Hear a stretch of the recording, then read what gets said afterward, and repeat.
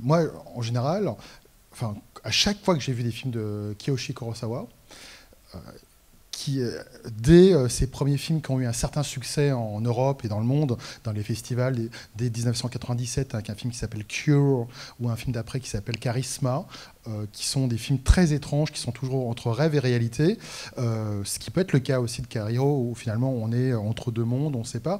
Bah, je ne sais pas pourquoi, à chaque fois je me suis endormi dans ces films. Je, je, c'est pour ça que j'en parlais. Il est possible que ça ait été le cas pour certains d'entre vous. Et je dois avouer que je crois que j'ai toujours, encore plus apprécié le film parce que je me suis endormi pendant. Parce que, alors, non pas que ça m'a permis de raccourcir la durée du film, mais que finalement, à un moment donné, on est finalement dans cet univers qui est commun à quasiment tous les films de Kiyoshi Kurosawa, où finalement on est entre deux mondes. Et finalement, cette idée où on se réveille pendant le film, on ne sait plus à quel niveau quelle strate de réalité on est normalement, bah, finalement, je crois que ça aide beaucoup au film. Alors, est-ce que c'est fait de façon volontaire, avec des plans très très très longs, avec une action par moment qui pousserait le spectateur à dormir? Je ne sais pas, mais en tout cas, je ne sais pas si ça arrivait à certains d'entre vous ici. Non. Non, a priori, personne ne s'est endormi. Mais moi, je pense que ça aide. Et quand j'ai vu Kairo, je dois avouer, je me suis endormi à un moment donné. Et en me réveillant, j'étais vraiment troublé par le film. Et en revoyant le film ensuite en vidéo, je me suis rendu compte que le film était peut-être même moins beau que ce que j'avais imaginé à un moment donné, puisque mon esprit avait un peu comblé des trous. Mais ceci mis de côté, donc on va commencer un peu le débat. Alors je voulais commencer par donner quelques informations en fait sur le film. Et la première en fait, c'est que le film, en fait, comme souvent pour un artiste, part d'un constat, d'une envie, d'un besoin. Et en fait, Kiyoshi Kurosawa, quand il fait le film, a déjà un petit statut d'auteur au Japon. Comme je vous disais, il avait fait Cure et Charisma qui avait certainement mieux marché d'ailleurs dans le monde que chez lui au Japon. Et d'ailleurs, c'est vrai de quasiment tous ses films. C'est presque inconnu chez lui, à part pour des cinéphiles, on va dire, et encore. Et il avait en fait forgé une idée en fait que le Japon qu'il connaissait, dans lequel il a vécu, il est né en 1955 pour vous donner un peu l'idée de son âge, en fait est un pays ultra technologique, donc ça personne ne peut s'en étonner. Justement, on parle de technologie dans le film, et le Japon pour lui serait tellement technologique qu'il en a oublié la mort. Ou en tout cas que la mort n'existerait plus, en tout cas pour certains Japonais. Et donc sa volonté avec Kairo, c'est finalement de rappeler aux Japonais, et peut-être même au reste du monde, que nous sommes mortels. D'ailleurs, on parle de ça à la toute fin, dans les derniers mots, la jeune fille parle de la mort, de son rapport à la mort. Et donc voilà, c'est un film qui est là, quand on lit les interviews de Kiyoshi Kurosawa, pour rappeler que nous sommes mortels, ou en tout cas, on pourrait être en danger de mort. Et ce qui est assez étonnant quand même dans ce film, c'est vrai qu'il y a une façon de montrer la mort de façon assez troublante. Quand on pense déjà au premier Taguchi qui se pend, il y avait une expression terrifiante qui donne de façon très concrète l'idée de la mort. Tout comme à la fin, Kawashima, avec cette ombre qui lui passe dessus sur le visage, qui représente sa mort, plutôt sa disparition d'ailleurs, plus que sa mort, on efface les personnages comme ça, qui donne une vraie force à l'idée de la mort. D'autant que sa nouvelle amie, Michi, ne le voit même pas mourir en fait. Finalement, on a l'impression qu'elle ne comprend pas qu'il meurt. Et donc c'est une sorte de happy end très triste finalement, puisqu'elle pense se libérer, partir vers une nouvelle vie, mais finalement elle ne voit pas que son nouvel ami est mort devant ses yeux. En tout cas, voilà. Donc, je pense qu'il y a vraiment cette idée de rendre concrète la mort, de la faire apparaître au spectateur de façon assez forte, et qui est vraiment une sorte de leitmotiv à travers le film. après, le film parle de beaucoup d'autres choses, mais donc on en revient aux histoires de fantômes, évidemment. Les fantômes, sont ces personnages qui sont morts, mais qui ne le savent pas, peut-être aussi, finalement, qui sont entre deux mondes, et en fait, on vient apprendre, finalement, aux humains dans le film, les fantômes viennent leur apprendre qu'ils sont aussi fantômes comme eux, enfin, parce que le film s'attaque aussi à la technologie japonaise, hein, au Japon plutôt, cet amour de la technologie, et où finalement on nous montre bien ces gens, quand il y a ces écrans sur les ordinateurs, on voit tous ces gens qui sont enfermés dans leur pièce comme ça, qui vont et viennent, finalement qui sont des fantômes, qui sont, je veux dire que là Kiyoshi Kurosawa nous dit bien que les Japonais sont peut-être déjà un peu fantomatiques, enfermés dans le monde. Alors je pense pas qu'ils s'attaquent spécialement vous savez, aux fameux otaku dont on a pas mal parlé à un moment donné, vous savez, ces gens qui restent sans arrêt enfermés dans leur pièce à jouer aux jeux vidéo, ou Internet, des choses comme ça. Mais finalement, c'est un constat de la part de l'auteur de nous dire, voilà, il y a une part de fantôme en nous, peut-être faut-il l'accepter. Enfin, moi, je pense qu'il y a vraiment... j'ai pas l'impression qu'il rende la mort de façon très, très dramatique et très, très négative. Alors, finalement, il y a cette idée que la vie, c'est la mort, et donc finalement, enfin, liée à la mort, en tout cas, et donc il faut peut-être accepter cette part d'entre nous pour nous ramener à la vie. D'ailleurs, quand on voit le tout début du film, c'est pour ça que j'ai demandé de faire attention à quelques petits détails dans le film.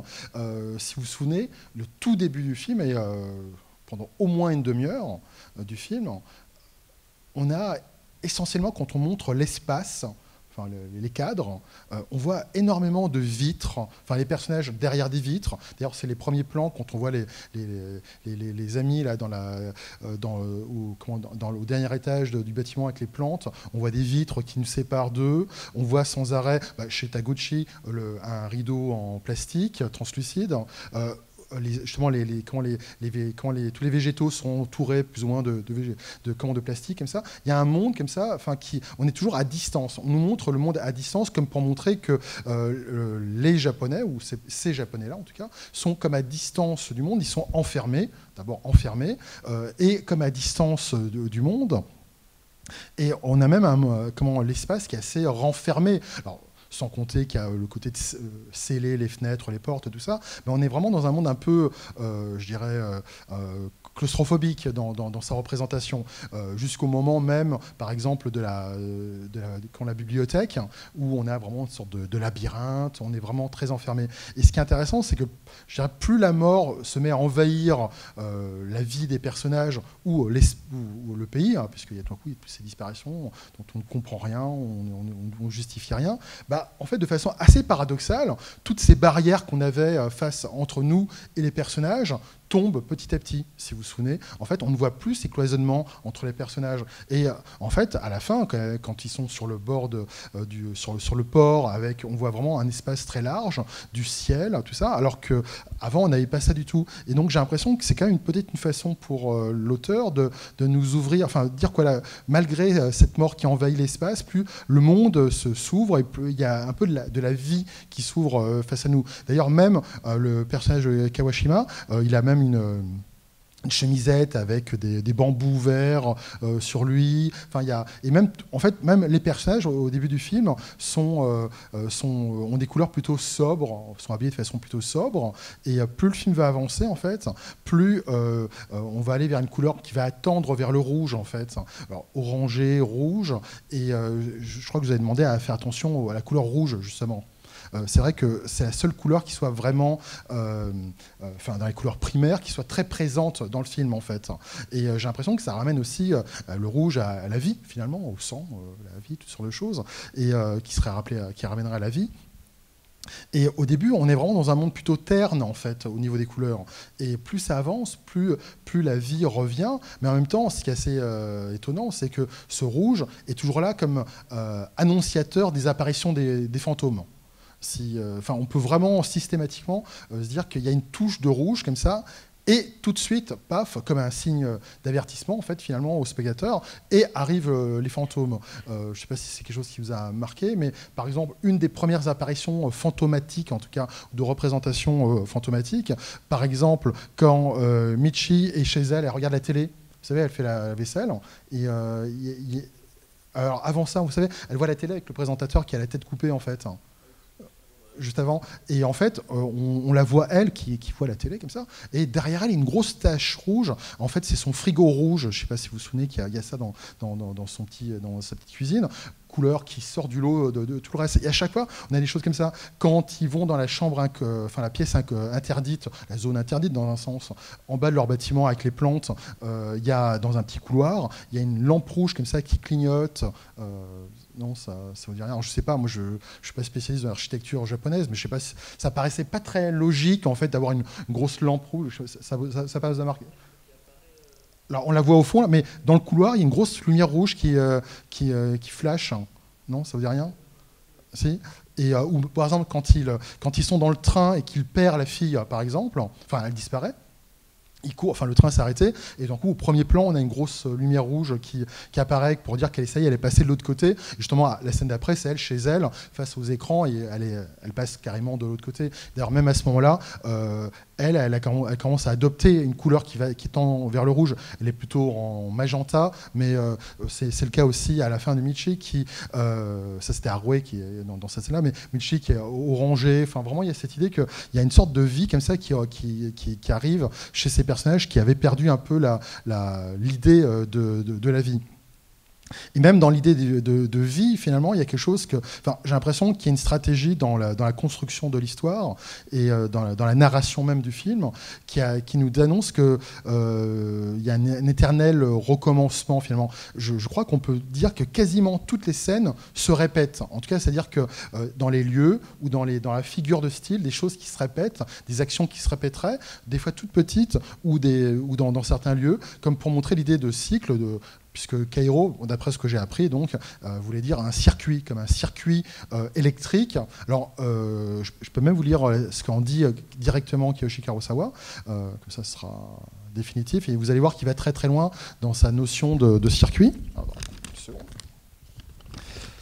Alors, donc c'est Kiyoshi Kurosawa qui parle. Alors, Kairo, ça fait référence à Internet pour lui, dans le sens où cela véhicule des informations. Cette idée peut aussi s'étendre au système économique où Kairo peut signifier la circulation de l'argent. Mais le sens le plus fort du titre pour le film est lié au fait que les fantômes reviennent sur Terre grâce à un système qui marche en circuit fermé. Donc il y a vraiment cette idée de boucle, de circuit fermé.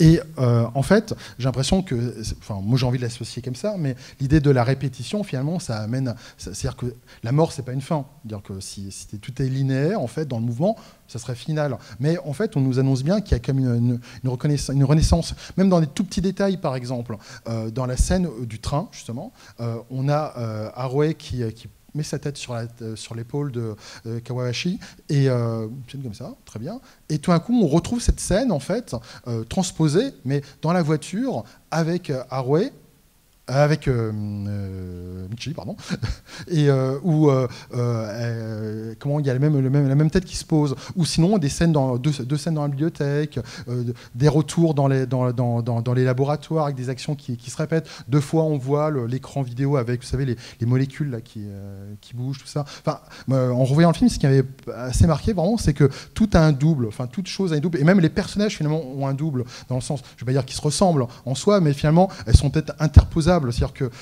au début, on a Kawashima, qui est une petite, qui est amoureux, pas amoureux, on peut pas dire qu'il est amoureux, mais qui est comme ça en une relation avec Harué, et tout d'un coup, paf, à la fin, c'est Michi. Le hasard un peu étonnant quand même, mais c'est-à-dire que vraiment tout se mélange, se répète et se renaissent de leur propre vie en fait. Alors, voilà, c'était quelques petites idées, mais j'étais assez curieux de savoir ce que vous aviez pensé de ce film, et peut-être que ça me permettra de partir sur d'autres voies. Alors, attendez, je vous donne le micro. Ah, il y a un deuxième micro, super, c'est monsieur-là. Merci beaucoup. Oui, moi, ça m'a fait beaucoup penser à Hiroshima. Alors, je ne sais pas si ce film a un rapport avec Hiroshima, mais il y a beaucoup de... c'est une ville très déserte. On a l'impression de voir des survivants qui ont échappé à à une bombe. Voilà, j'ai souvent pensé à ça en voyant ce film. Je pense que vous avez tout à fait raison, et c'est quelque chose qu'on pourrait développer aussi. C'est vrai que quand je parle de l'idée de la mort qui est oubliée par... Enfin, d'après Kurosawa, hein, les Japonais qui auraient oublié le poids de la mort, finalement, c'est vrai qu'on ne peut pas omettre Hiroshima et Nagasaki. Et justement, la disparition des morts, vous savez, les ombres noires portées sur les murs, et même encore plus à la toute fin, donc, quand ils sont dans le hangar à côté du port, on voit carrément des personnages qui sont fossilisés, on va dire. Ça peut faire même penser à des images qu'on a pu voir d'Hiroshima et Nagasaki, où on a vu des personnages morts comme ça, comme incrustés dans les murs. Et en plus, l'avion qu'on voit venir s'écraser, plutôt, c'est pas du tout un avion moderne, enfin, c'est un film de 2001. C'est pas un avion, enfin, si, il y a certainement des avions comme ça qui volent, mais c'est pas typiquement un avion d'aujourd'hui, un avion à hélice. Je me demande si ce serait pas plutôt un avion militaire. Est-ce que ce serait un des fameux bombardiers qui aurait lancé les bombes sur Hiroshima ou Nagasaki? Et donc, finalement, ce retour de la mort, c'est-à-dire que, voilà, un éternel cycle ou circuit du film, c'est-à-dire que même, voilà, on revient en 45, cette idée de la mort, mais finalement, après Hiroshima et Nagasaki, qui est une fin, il y a une renaissance du Japon, finalement. Donc, est-ce que finalement, il n'y a pas aussi ça qui est annoncé à la toute fin, puisque c'est quand même le symbole de la disparition, de la mort, de la destruction, et pourtant qui n'est que annonciateur d'une renaissance, en fait. Et, alors, est-ce que c'est pour ça que le cinéma japonais a souvent été émaillé de fantômes, hein, puisque c'est vrai que, bon, on peut faire des films de fantômes à travers le monde, mais j'ai l'impression que, bon, même si je ne suis pas un spécialiste du cinéma japonais, il y a énormément de films de fantômes qui ont été réalisés. D'ailleurs, il y a au moins 2 noms, à ma connaissance, pour les films de fantômes japonais. Alors, excusez-moi pour les prononciations, ce ne sera pas du tout ma spécialité, mais je crois qu'on appelle ça le Kwaidan Eiga ou les Yurei Eiga, qui sont, voilà, c'est un genre cinématographique qui est assez prolixe, hein, quand même, et il y a beaucoup de films, alors, pas toujours très réputés, mais en tout cas, c'est vraiment un cinéma qui aime parler de la mort, en tout cas, ça c'est évident. Avec des films, je crois que ça a été cité en introduction, mais Conte de la lune vague après la pluie de Mizoguchi, où là encore il y a un fantôme dans un film plutôt très dramatique ou historique. Mais vraiment cette idée de la mort, j'ai l'impression que c'est quelque chose qui a souvent interrogé le public et les auteurs japonais. Est-ce que c'est une conséquence de Hiroshima ou Nagasaki, je ne sais pas, mais en tout cas, c'est vrai que c'est un sujet, et finalement, le fantôme, c'est vraiment la façon de parler, enfin, concrètement de la mort, tout en n'étant pas philosophique, on va dire. Pardon? Ah oui.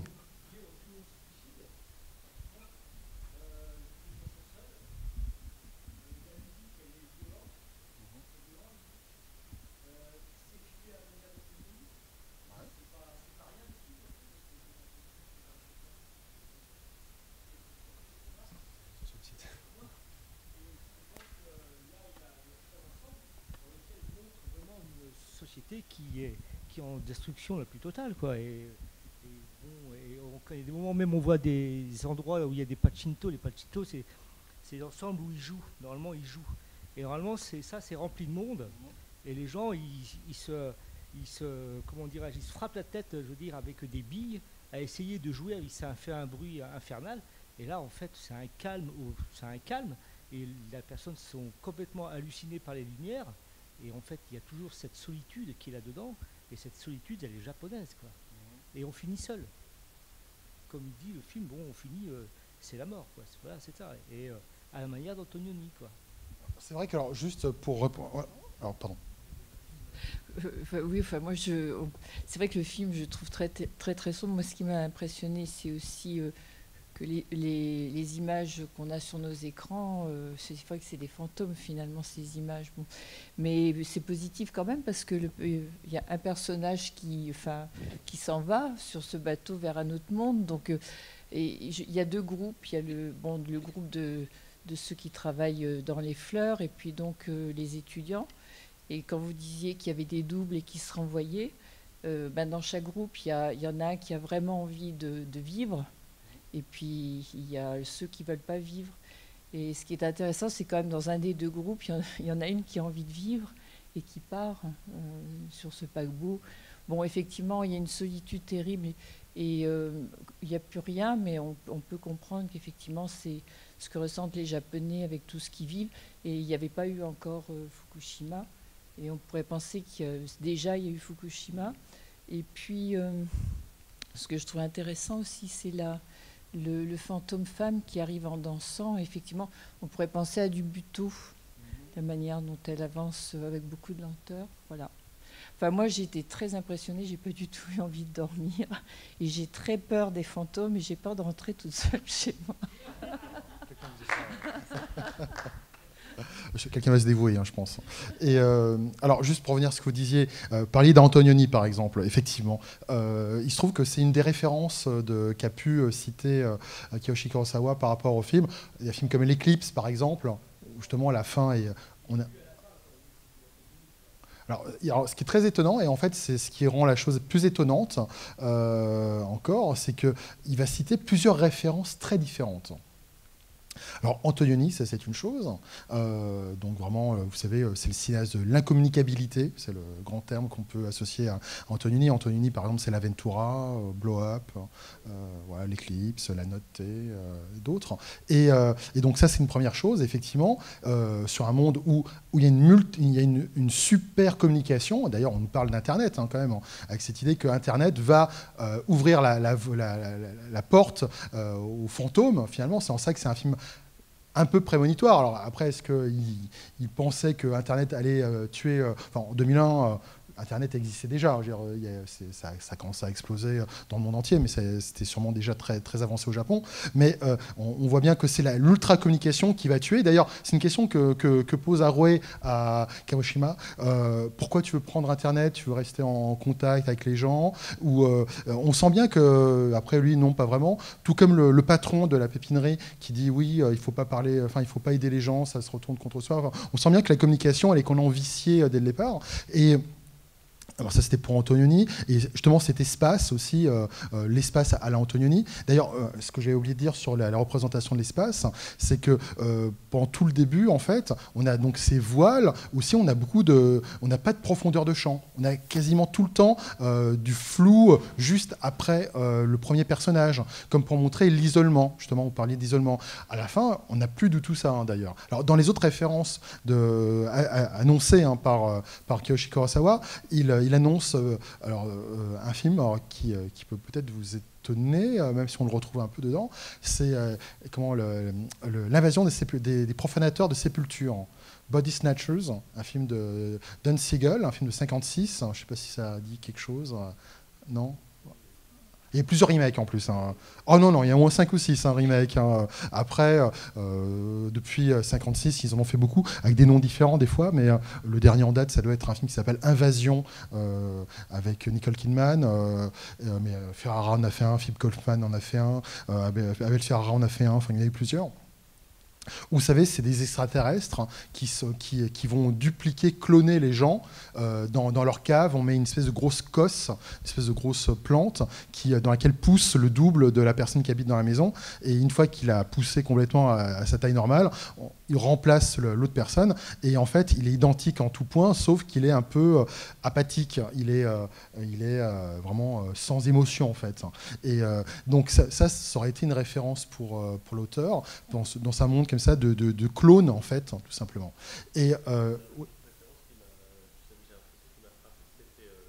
Exactement.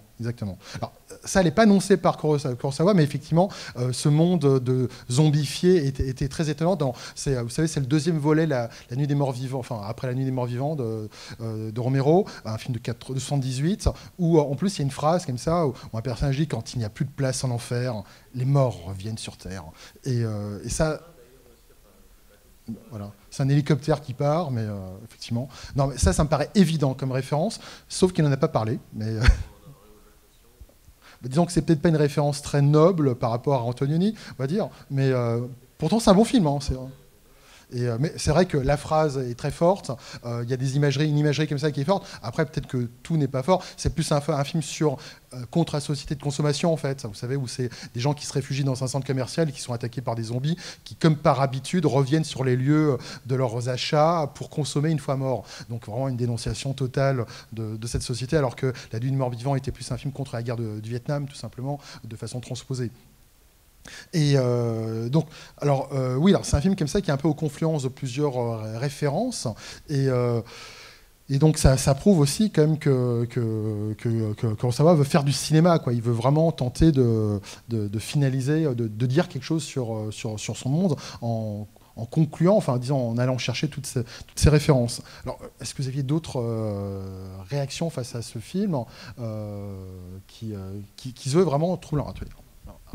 Excusez-moi, je vais encore parler, mais ce qui est étonnant, alors ce qu'on pourrait donc imaginer que les Japonais ont quand même tendance à ne pas avoir envie de vivre, c'est que le couple de la fin, j'arrive pas à retenir leur prénom, excusez-moi, mais j'ai pas l'habitude de ces prénoms. Elle l'avertit que quand il verra une porte scellée avec un ruban rouge, il ne faut pas qu'il passe cette porte. Donc il avertit qu'il ne faut pas qu'il passe cette porte. Quand il retourne tout seul, il est attiré et il y va. Alors ça veut dire quoi? Dans le hangar, vous voulez dire? Oui. La porte s'ouvre toute seule. Enfin, oui, elle s'ouvre, mais il sait qu'il ne faut pas qu'il aille de l'autre côté, il y va quand même. Donc ce qu'il voudrait dire, enfin je ne sais pas quel est le message, c'est que finalement les Japonais ont du mal à vivre. Ou bien est-ce que c'est l'être humain, enfin, notre attirance pour ce qui est inconnu et on ne peut pas résister, ou autre chose, je ne sais pas, mais c'est vrai qu'il est averti et il y va quand même, quoi. Donc, disons que moi j'ai l'impression que cette scène elle est assez forte parce qu'elle vient étayer le discours du réalisateur.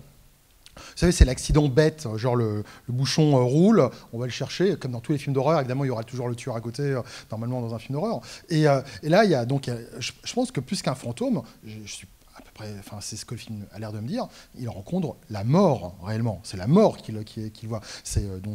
Et il est là à tenter de se dire non, la mort n'existe pas. Enfin, il y a vraiment cette idée, enfin, là pour le coup, j'ai l'impression qu'il représente ce qu'il a l'air de vouloir dénoncer parmi par une catégorie de Japonais, en tout cas, qui ne veulent plus voir la mort, qui ne voient que la technologie qui nous rend éternels, enfin des choses comme ça. Et donc ce personnage un peu naïf, finalement, et pour moi, il représente un peu peut-être, ce qu'il dénonce chez les Japonais. Je ne pense pas qu'il représente toute la catégorie des Japonais, mais il y a vraiment ce personnage qui... un peu, qui a pas l'air de... Enfin, un côté un peu... enfant. Je trouve que plus intéressant, peut-être, c'est le personnage de Harué, qui nous dit beaucoup plus tôt qu'elle a peur de la solitude, enfin, d'être seule après la mort. Elle raconte cette histoire qu'enfant, déjà, elle avait cette peur. Et la scène où elle est devant tous ces écrans, et tout d'un coup, elle est attirée derrière elle, et donc elle va comme pour embrasser une figure qu'on ne voit pas, d'ailleurs, enfin, un personnage invisible, et tout d'un coup, elle rayonne, elle sourit, et là, enfin, elle pense assurer de ne plus être seule. Je pense que là, c'est pour le coup, quand je disais que tout se répétait, c'est un peu les deux scènes qui sont échos dans le film, mais sur une volonté des Japonais de se suicider, je sais pas, là pour le coup, je veux dire que je peux pas connaître la sociologie ou japonaise au point de pouvoir le dire, mais j'ai l'impression que Kurosawa nous dit bien qu'il plutôt il se laisse mourir, enfin, ils arrêtent la vie, quoi. Ils ferment les portes, tout en donnant cette impression d'ouverture sur le monde par Internet. Et mais bon, ça c'est... Non, je sais pas.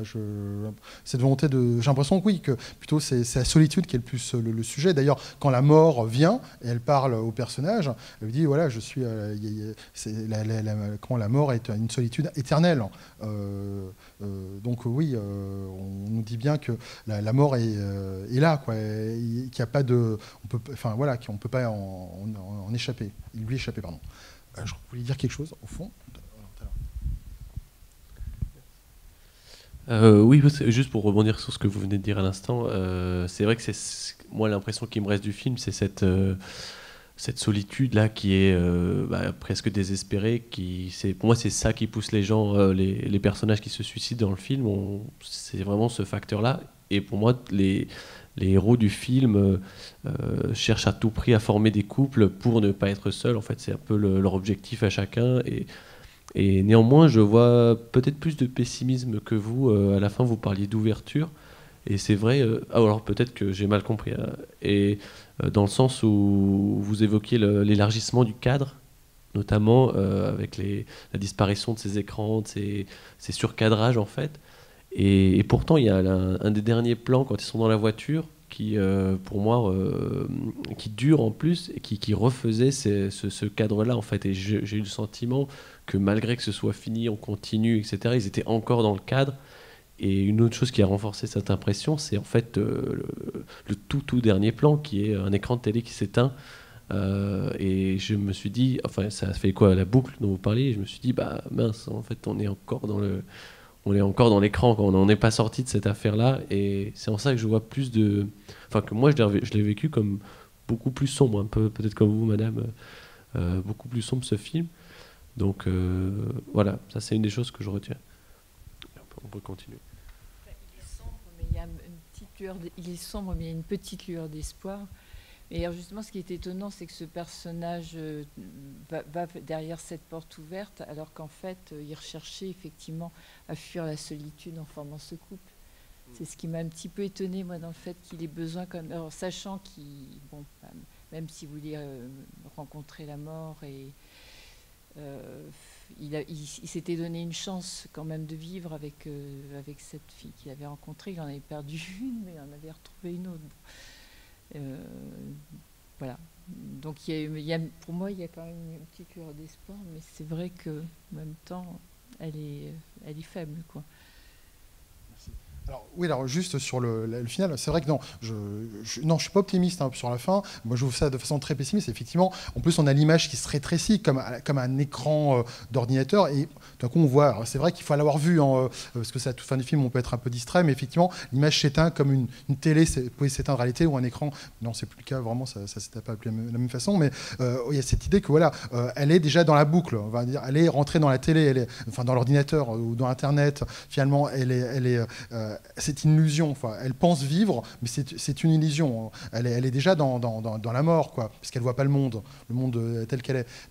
Mais non, ce que je disais quand même, c'est que malgré tout, on peut pas oublier le fait qu'il y a moins de surcadrage, le monde s'ouvre un peu quand même. Il y a cette idée que finalement, on montre, enfin, il y a vraiment cette volonté de sortir les gens de leur solitude en fait, et justement ils sont là confrontés à leur solitude, et donc il reste qu'une chose, c'est qu'ils veulent mourir, quoi. Finalement, ils vont vers leur mort, quoi. À ce moment-là, c'est un peu triste. Alors après, sur la représentation aussi des fantômes, c'est vrai qu'il peut y avoir quelque chose qui est assez commun à certains films de fantômes japonais. La femme avec les cheveux noirs, comme ça, qui sont la déambule, enfin, une déambule de façon étrange, vous savez, c'est certainement tourné. D'une certaine façon, on a mis à l'envers le mouvement pour donner encore le côté un peu dégingandé du personnage. C'est quelque chose qu'on retrouve dans un film qui sort 3 ans plus tôt, qui s'appelle Ringu en japonais, je crois, et qui a eu d'ailleurs un remake américain. Pas fabuleux, mais bon, assez ressemblant. D'ailleurs, il se trouve que Kairo a eu aussi un remake américain, un film qui s'appelle Pulse, c'est le titre anglais, enfin américain, ou international plutôt, de Kairo d'ailleurs, effectivement. Et ils ont fait un remake en 2006. Je pourrais en parler plus tard parce que je l'ai vu malheureusement. Et donc dans Ringu plutôt, ce qui est très intéressant, d'ailleurs c'est un film qui est ressemblant à Kairo parce qu'ils ont le même scénariste. Je pense que vous connaissez le principe. C'est des gens, enfin c'est un film de 97. On vous passe une cassette VHS, vous regardez la VHS. Et si vous l'avez regardé, 7 jours plus tard, vous mourrez. Je ne sais pas si ça vous a dit quelque chose. Et donc après, comme ça, une sorte de boucle, justement, où les gens doivent... Il y a une mère qui a... Sa fillette a vu la cassette, et donc elle doit tout faire pour empêcher que 7 jours plus tard, sa fillette ne meure par cette malédiction, on va dire, et donc va aller aux sources du mal. Et justement, on retrouve une femme fantôme, comme ça, avec les cheveux noirs, qui dans un puits. Enfin, bon, et donc, il y a cette idée de la technologie qui peut tuer par une sorte de virus. Et ce qui m'amène à la troisième référence annoncée par l'auteur, c'est Vidéodrome. En fait, pour lui, c'est une référence pour ce film. Alors, je pense qu'un certain nombre d'entre vous ont vu le film, je pense, mais ils étaient là pour le ciné-club, où vraiment cette idée de la propagation de la technologie qui peut tuer, mais en même temps, la technologie n'étant peut-être pas si mal que ça, puisque finalement, elle ramène certains des personnages entre eux. Un peu, en tout cas. Et un autre lien avec Vidéodrome, esthétique en tout cas, c'est l'utilisation du rouge, de la couleur rouge, qui dans Vidéodrome est cette couleur comme ça qui manque, puisque la couleur de base c'est le bleu dans Vidéodrome, je pense qu'on avait dû en parler un peu, et le rouge qui apparaît comme ça par touche, qui amène l'idée de la femme, du sexe, de l'amour. Et là aussi, cette idée que c'est une couleur assez absente au début du film, et qui arrive petit à petit comme ça pour ramener un peu de vie dans un monde qui pourtant paradoxalement est un monde où la mort est partout présente. Alors, est-ce que vous aviez d'autres réactions? Oui. Alors, il y a un micro à côté. La scène du bateau qu'on voit tout à fait en début de film et à la fin est filmée d'avion, enfin d'hélicoptère, et on ne voit pas de sillage derrière ce bateau. Ça m'a beaucoup étonné. Alors, est-ce que c'est une volonté ou un oubli, ou pourquoi il n'y a pas de sillage? Je ne sais pas. Quand on a pris l'avion, on voit toujours le sillage des bateaux. Ouais. Et là, on ne le voit pas. Voilà. Est-ce que c'est... Je dirais qu'il y a certainement deux solutions. Soit ils ne pouvaient pas aller en grande mer tourner, donc ils ont filmé un bateau fixe parce qu'ils ne pouvaient pas. Ça vous a moins cher. Ça vous a pas surpris? Ça m'a pas surpris, mais en même temps, je connais très peu les avions. C'est vrai que ça m'a pas pensé. J'ai pas pensé un bateau puisse se laisser une trace, effectivement. Enfin, je sais, mais j'y ai pas pensé. Ça m'a pas marqué, effectivement. Mais donc oui, il y a cette idée de solitude, enfin comme une sorte d'île. En fait, comme vous le dites, c'est vrai que je vois l'image. C'est vrai que ça fait un peu une île au milieu de l'océan, en fait, finalement. Oui, vous avez raison. Ça peut vouloir dire quelque chose, enfin. Non, mais cette idée ils pensent partir en Amérique du Sud, mais en fait, ils sont statiques, quoi, en fait. Et que la mort est déjà là. Peut-être qu'ils sont déjà tous morts. Peut-être que le moment que, paf, on est là-haut, d'un coup, peut-être que la mort a déjà envahi les lieux et que, paf, ils sont tous morts, peut-être, effectivement. Non, j'ai pas vu ça. Ça m'avait beaucoup surpris, ça. D'accord. Oui. C'est plus une question, en fait. Je veux bien que vous développiez l'idée de... cette idée de mort, en fait, parce que, évidemment, je la vois à travers les fantômes, la disparition des personnages, mais j'ai pas bien compris ce que vous avez expliqué sur l'idée que les Japonais ont oublié ont oublié qu'ils étaient mortels, en fait. Je veux bien vous développiez là-dessus. Avant, je vous laisse répondre tout de suite. C'est juste parce que pour comprendre mieux cette idée, j'aurais peut-être aimé voir chez les personnages un désir d'être immortel, en fait, pour montrer ensuite qu'ils en avaient peur, qu'ils avaient oublié plutôt cette peur de la mort. Et or, j'ai pas vu ce désir-là d'échapper à la mort au préalable. Donc, je veux bien que vous développiez. C'est pas du tout une théorie personnelle, puisque c'est l'auteur lui-même qui dit que c'est son moteur, enfin c'est le moteur de la création du film, c'était ça, cette idée de rappeler aux Japonais qu'ils sont mortels, et donc donner une force très forte à la mort. C'est pour ça que justement on commence par le premier mort, Taguchi, qui décharne, enfin on a l'impression qu'il est décharné comme ça, enfin c'est vraiment très horrible, enfin c'est une représentation de la mort assez violente finalement. Et donc c'est ça, c'est-à-dire que c'est plutôt, il y a un combat entre la technologie et la mort. La technologie, on a l'impression qu'on devient immortel. Alors si vous voulez, je peux donner une autre citation de Kurosawa, peut-être que ça va aller dans ce sens. Et où là, il va encore plus loin en fait dans son nihilisme même. Alors lui, il parle du Japon carrément, du Japon contemporain. Alors le Japon contemporain est comme absent de lui-même. C'est-à-dire que le Japon s'est vidé de lui-même. et il refuse toute intrusion étrangère, et parfois il donne l'impression de pouvoir continuer à fonctionner, même en l'absence des gens qui le peuplent. Donc il donne l'impression de pouvoir continuer à fonctionner, même en l'absence des gens qui le peuplent. Avec cette idée que la technologie pourrait tout remplacer. Enfin, alors que voilà, les ordinateurs parleraient entre eux, les machines feraient le travail. Et donc, il y a cette volonté de rappeler aux Japonais qu'ils sont à la base de tout, sans doute.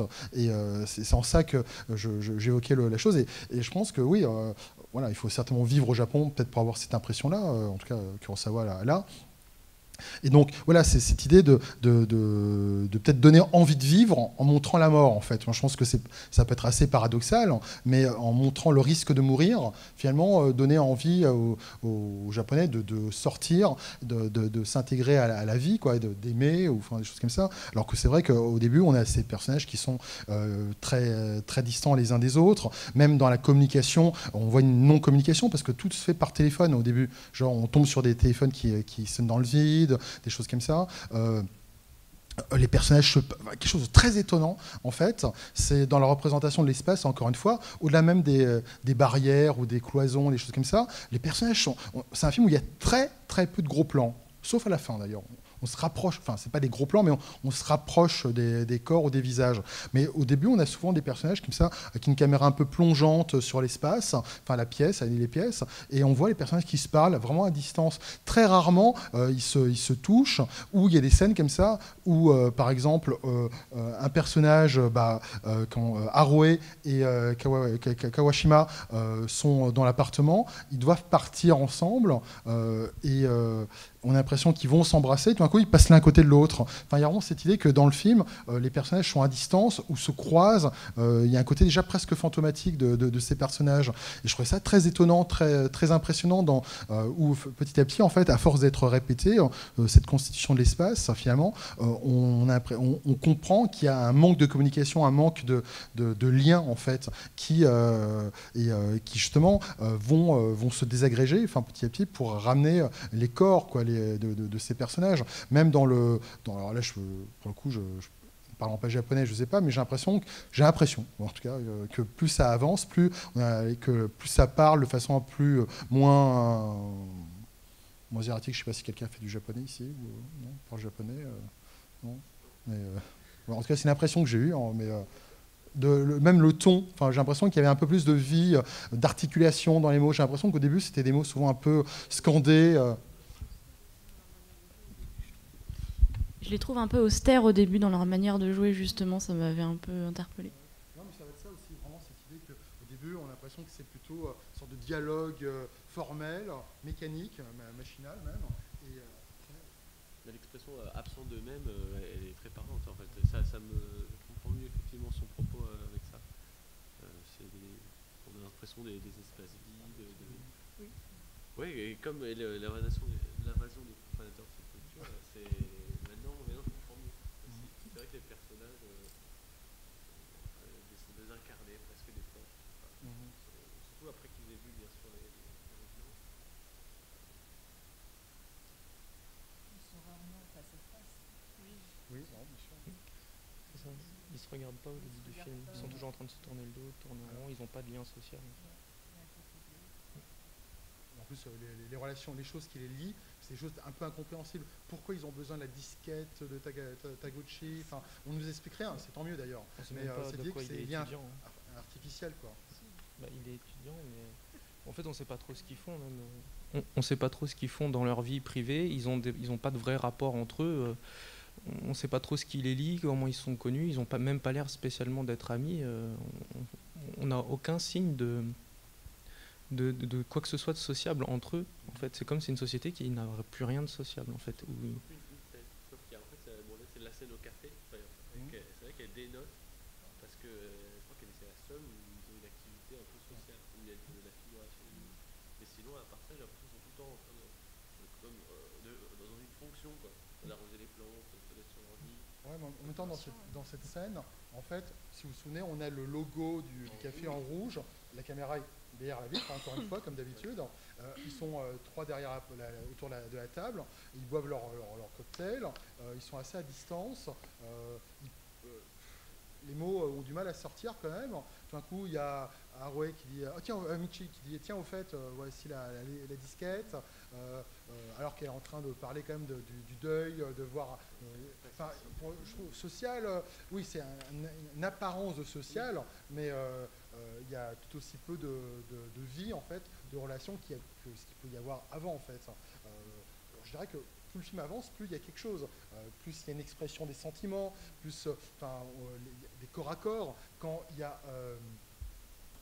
Michi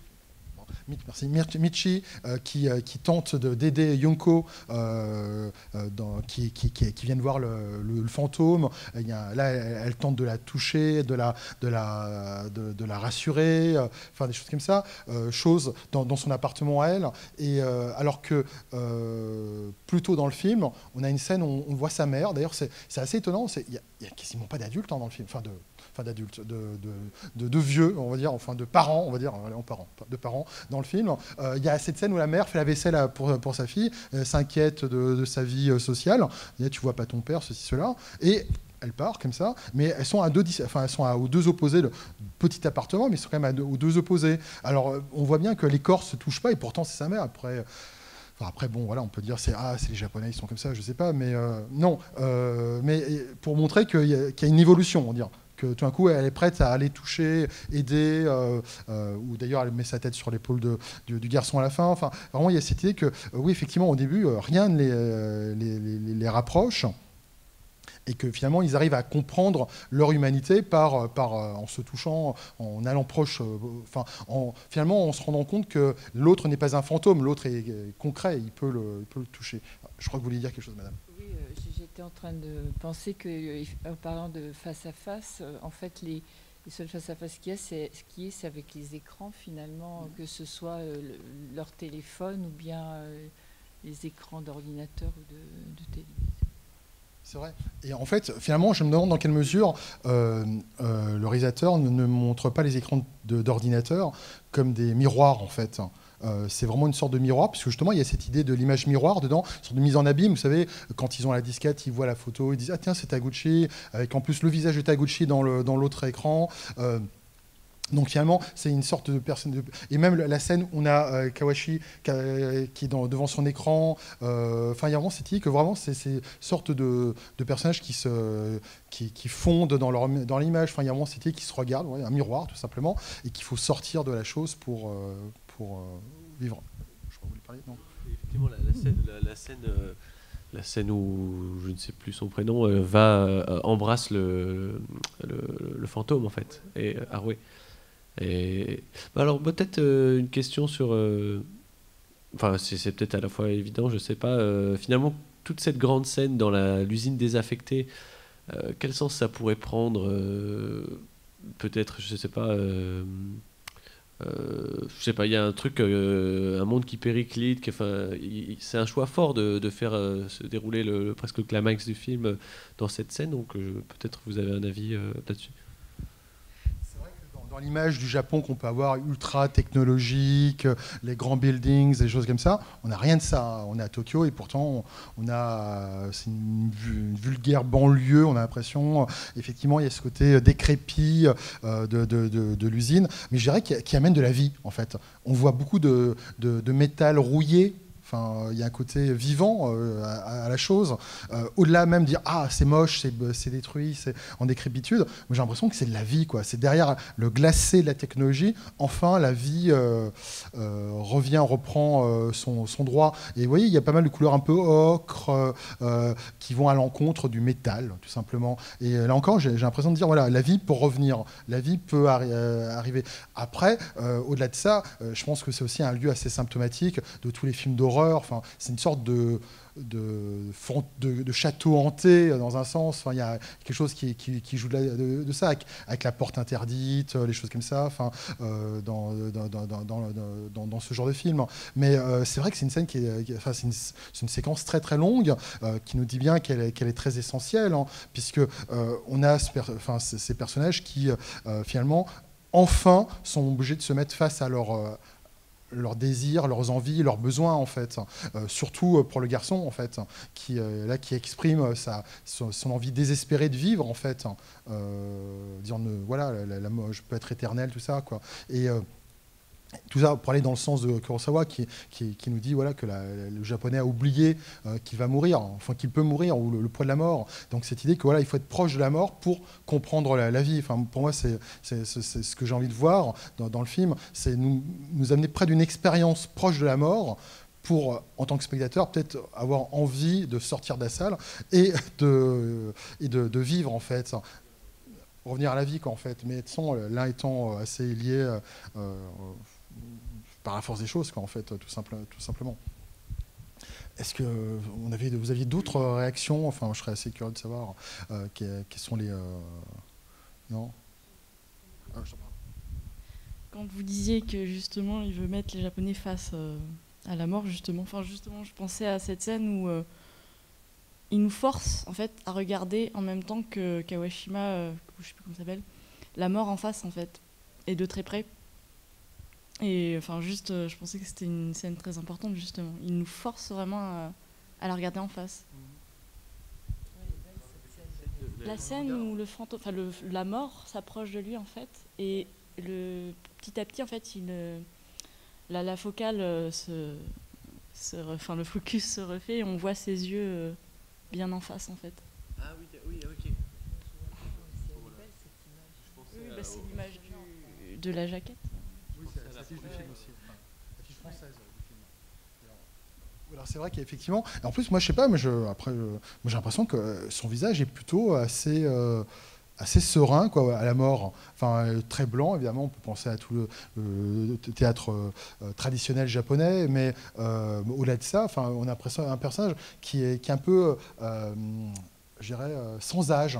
Enfin, cette idée que vraiment c'est la vie et la mort, c'est tout est mélangé. Et c'est un personnage qui, d'ailleurs, ce qui est assez étonnant, c'est qu'il ne veut pas voir la mort. Il se retourne et d'ailleurs, il oblitère complètement l'idée de la mort, en fait. Enfin, la figure de la mort, la caméra ne voit plus la mort, et ça nous dit bien que c'est un type qui crie l'envie de vivre, en même temps, qui est la mort, puisque la mort sort de derrière lui, si vous vous souvenez, derrière l'image.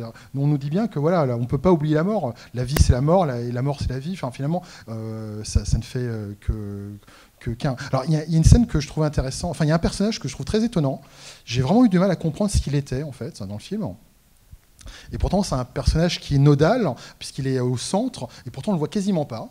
C'est le personnage qui n'a pas de nom, d'ailleurs. Enfin, en tout cas, peut-être que ce n'est pas sous-titré, en tout cas, mais il n'a pas de nom, à mon avis. C'est le personnage qu'on voit deux fois, tout est double, qui explique la malédiction des morts qui reviennent sur Terre. C'est le scientifique, celui qui a une chemise rouge, d'ailleurs, à la bibliothèque, après qu'il faut boire du thé, tout ça.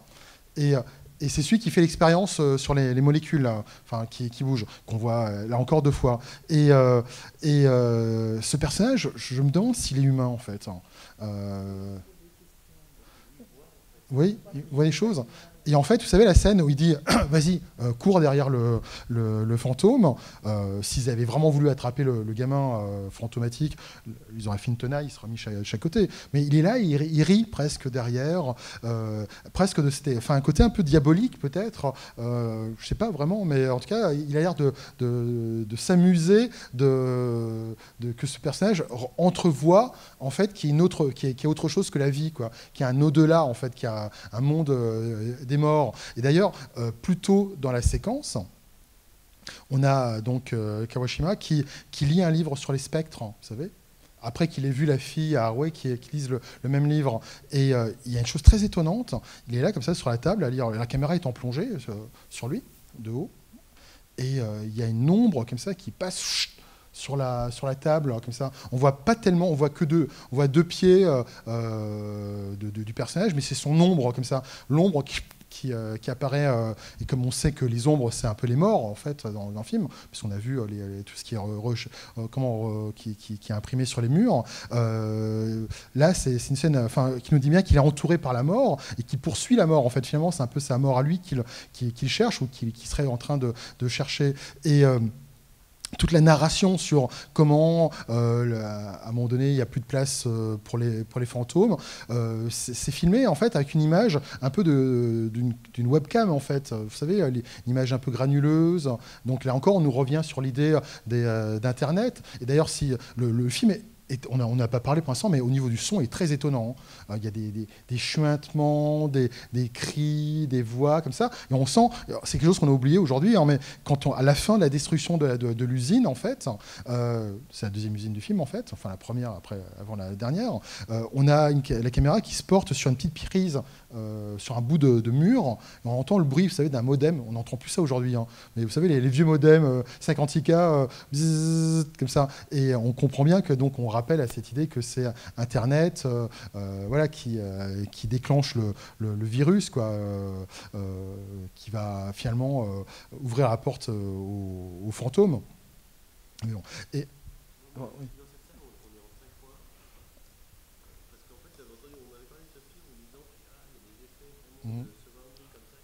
Alors, ici, je ne pense pas qu'il ait été en 5 points. Si, c'est 5 points ici. Mmh. Mmh.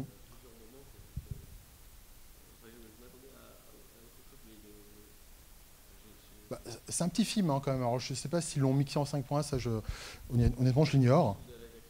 Je sais pas. Non. Mais je crois pas. Enfin, je crois pas qu'il ait été fait en 5 points. Mais je pense que ces diverses couches sonores, en fait, sont là aussi pour donner un peu cette impression d'une vie à strates différentes dans la vie, quoi.